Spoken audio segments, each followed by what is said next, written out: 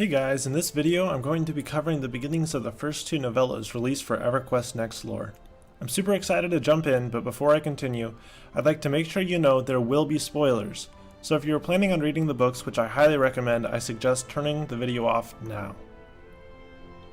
But without further ado, let us begin. The two novellas we'll be discussing are The Last Stand of the Teardoll and The Fall of Bastion. They are, in essence, based around the same event but branch off in different directions. The story begins with Archmage Corlin Larkos discovering a scout party of soldiers who have just slain a pack of drakes. Discovering one of the drakes to still be alive, he interrogated it and forced the truth out with magic. The drakes were in fact scouts of the Ring of the Scale, a massive dragon army 100,000 strong, that was but one day's march from the walls of Bastion. They were to strike that evening at sunset. Quickly grasping the situation, Corlin rode back to Bastion. He sent a soldier to retrieve Corlin's apprentice, Marion. Marion was a powerful young mage who was full of life and adventure, and showed extreme skill for his age. Corlin looked to him as a son, the son he should have had. The true son of Corlin, Calor, was lost to him, as they had grown further and further apart since the death of Corlin's wife Calissa. While Mantes was finding Marion, Corlin headed to the royal catacombs where he had been told he could find Prince Caramor Thex. Corlin and Caramor were close, but not as close as they'd once been. Years of fighting the dragon army had taken a toll on their friendship, as had other things in their past. Caramor was still Corlin's best friend, and in fact his only friend. Only Caramor could convince the council that the Archmage spoke the truth. After bringing his friend out of the crypts, he spoke to him of his discovery. Caramor, skeptical at first, thought it through, fear in his eyes, then decided Corlin must be telling the truth. Caramor assured the mage he would be in the council room soon to stand by him, but he first had to run a quick errand. Caramor set out to meet his scoutmaster, Theriel Skraethal, who had been injured by a Phyxian, a dragonkin about the size of a large dog. The scoutmaster reconfirmed the Archmage's story, and then Caramor sent him out on his way to be healed before he met up with the rest of the Teardoll. He headed back to the keep and ran into Sergeant Fessler, the soldier who had slain the drakes the night before. Quickly he sent his squad off to ring the bell towers to send warning to the city of the coming attack. Meanwhile, Corlin made his way to the council to discover Marion waiting for him. After a shared few words, Marion rushed off to complete a secret task assigned to him by Corlin. The great Archmage turned and faced the two guards standing in front of the council room. After a little convincing and some compulsion magic, they allowed him in. He was not greeted so kindly as he entered the council chambers. "Greetings, Corlin," Eredor said, smiling. "I'm afraid you have cut us somewhat off guard. The king was of the impression that you had resigned." Corlin bowed, forcing a smile of his own. "Alas, my prince, there I must disappoint you. I simply did not wish to waste his majesty's time with words he did not wish to hear." "Am I to assume, then," Eredor said with a raised eyebrow, "that you have found something new to say at last? We were starting to think you the victim of one of your own spells, doomed to repeat yourself for all eternity." A titter rippled through the onlookers, and Eredor winked, playing to the crowd. "I can assure you, my prince," Corlin said, "you will not have heard this. The Ring of Scale moves against us." "Corlin," Eredor interrupted with an impatient gesture. Please, listen to yourself. Have we not heard your dire warnings enough?" Several in the audience laughed openly. "We understand," Eredor continued. "Preparations for the Exodus are underway. In 3 weeks the boats will be ready, and we will—" Some last pillar of restraint inside Corlin crumbled to nothing. Months of frustration and insult boiled out of his soul into his words, his tone ringing with harsh judgment. "Are you finished?" A shared gasp filled the room. Eredor's eyes widened in shock. The king's brows knitted together, the most emotion Corlin had seen on his face in years.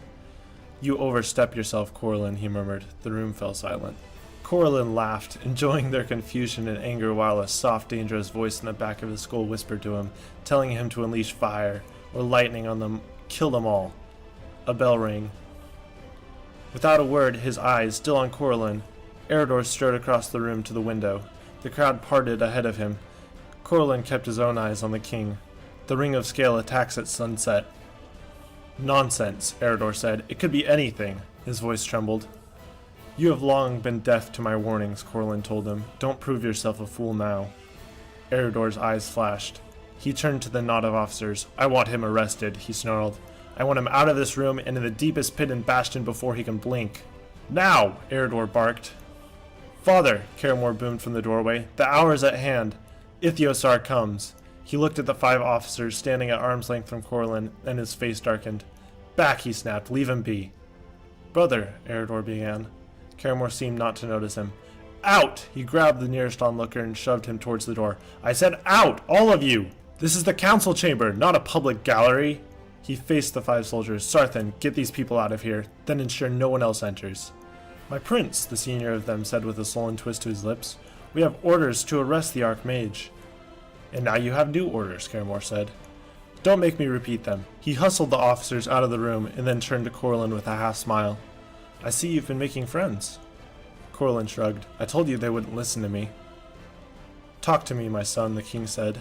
"Father," Caramore said, raising his chin, "the dragons have made their move. While we thought them resting in the north, hunting down the last pockets of our kin, they have somehow discovered a path hidden beneath the Serpent-Spine Mountains. They now stand poised to fall upon our walls. 2 of my outlying patrols reported movement last night. 2 more patrols have seen an army 100,000 strong. 3 other patrols have not returned at all. I do not believe they ever shall." The king nodded. "Then we must begin the exodus today." He turned to Eredor. "Send the word. Tell the people to grab what they can and begin boarding." "There will be panic," Eredor warned. His eyes stared past his father to the wall beyond. "Control it," Caramore snapped, glaring at his brother. "The fleet is not finished," Eredor said, shrinking at his brother's anger, his voice a stunned monotone. "Then use the ones that are," Caramore said, his voice grew in rage with every word. "Break the ones that are unfinished and strap the planks together as rafts. Tow them behind the working ships." Eredor's eyes turned to the king, filled with pleading. "It won't work, father. The dragons will see the fleet leaving. They will burn them from the sky. We cannot hope to escape by sea now. We will be defenseless on the open waves." "That's true," Caramore said, his tone grim. Caramore gazed at Corlin. "For over a year you have warned this council. The war was lost, and they have all turned their backs on you. I will admit my pride was too strong to admit defeat until I lost." Caramore paused, mouth working. "Until Nerio was killed." The prince crossed the room and leaned down, pulling Corlin to his feet. "Our race stands under the shadow of extinction. Can you help us now in our hour of need?" "No," the voice raged. "Tell him no. You did all you could, more than they had any right to expect. You warned them of this." Caramore lowered his head. "Will you help me?" "You tried to save them and they wouldn't listen. Leave them to the fate they have chosen. Every minute you wait here takes you a minute closer to sharing that fate. Tell them no. Tell them no." "Yes," Corlin said. Caramore smiled, his shoulders relaxing as if he were released from unbearable tension. "What can you do?" "A spell," Corlin said, mind racing. "An illusion spell to make them see what they expect to see. They think they have caught us by surprise. They will expect ships at the dock, an army on the walls, a host of victims trapped and waiting to die. I will give them that, while the ships sail." The voice in Corlin's mind shrieked his dismay. "I will buy the ships the time to get us out to sea." "It will never work," Eredor mumbled, still kneeling. "The first dragons to reach the docks will penetrate the illusion. They will slaughter us." Corlin swallowed. Eredor spoke the truth, and there was only one way around it. "Then I will make sure the dragons do not reach the docks," Caramore said. Their eyes met, and Corlin saw understanding in his friend's face. "You need a distraction?" "A distraction," Corlin echoed. Eredor looked at each of them in turn. "What do you mean? You can't take our army and fight the dragon horde in the open. Our troops will be slaughtered." "I will take my Tyr doll and handle this," Caramore said. "No!"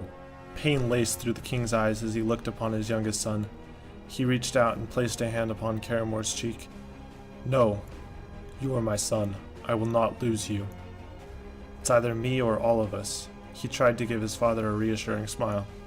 "Father, I do not plan to become a martyr, and my Tyr doll do not die easily, even in the midst of dragons." "My king, he is right." Corlin stood and nodded to Caramore.